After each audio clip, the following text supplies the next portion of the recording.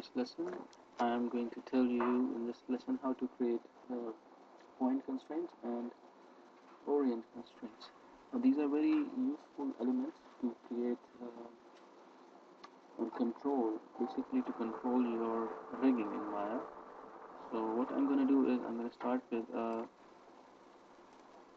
the basic rig, and it's always better to do this to create these joints in front view or the side view, and make sure the prerequisites of applying this point constraint is the IK has to be in place before you can actually go ahead and apply point constraint. So let me create the inverse kinematics. That's almost also done, and now I'll just try and test it out. The lever is working fine. Yes, it is. And then I can also try this in the perspective view. Once this is done, what we're going to do is we're going to create NURBS circle, which is this, the left thumbnail over here, or you could go to create NURBS primitives and circle. Both are the same thing.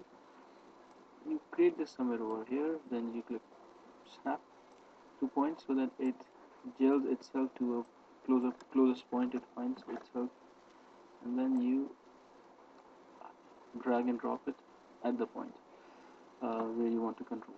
Notice this is perpendicular to our shape, and what we'd like to do is we would like to change the orientation of the circle along the x-axis so it comes perpendicular, not parallel to our shape. So just select this circle and write -90 or +90. So now it is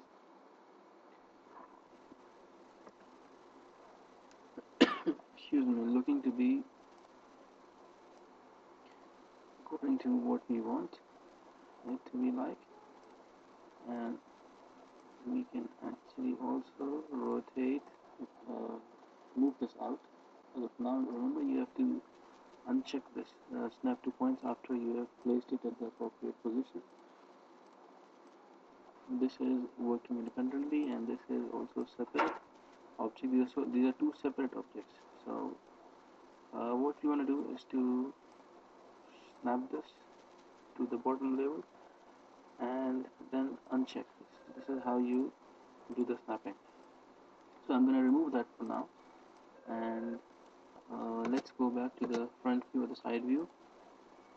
I'm going to create the point constraint. So for the easiness of selection, just select these two. First you should select the circle and then shift select the target IK, and then go to constraint, point constraint options, make sure the maintain offset is turned off, make sure constraint access along all is also turned on, and click add. So when you click add, you will see both of them will draw closer to each other, and then you could almost exclusively use this circle only to control this IK. So now I'll see in my perspective also, I can actually control this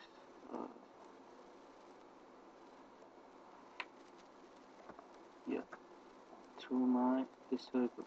So I click on my circle and I can control this lever, and there are some cases where you'd like to select the IK itself and not the circle and then move it. Now you can also do that, but what happens is in some cases you like this to be only locked to the circle and you don't want the bones or joints to move by themselves. So for that you just click on the circle, go to your attribute editing, click on the point constraint, scroll down a little bit over here and look for this lock output.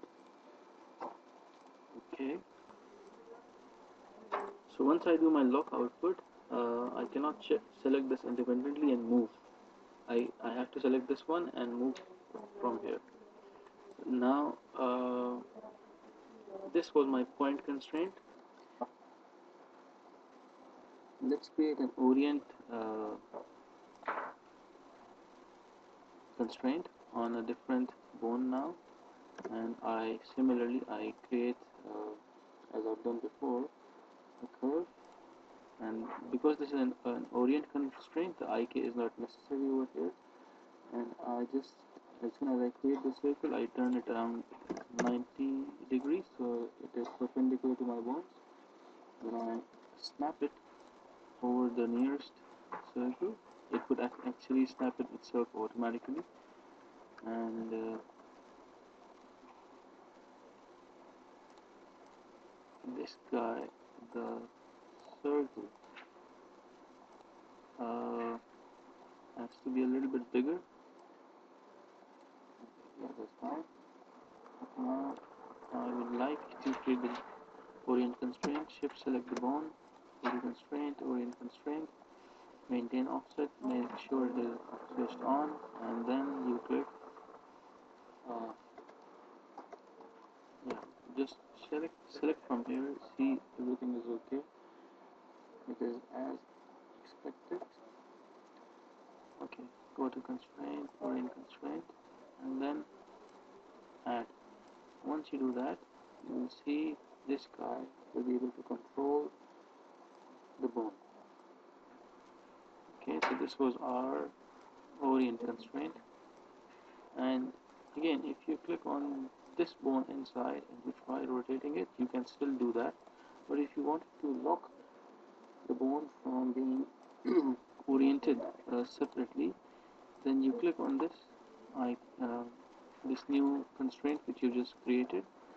Go to your attributes editor, orient constraint, scroll a little bit down, look for this button lock output, and click this. Now you won't be able to move this separately along this axis. Okay, thank you very much. I hope you enjoyed.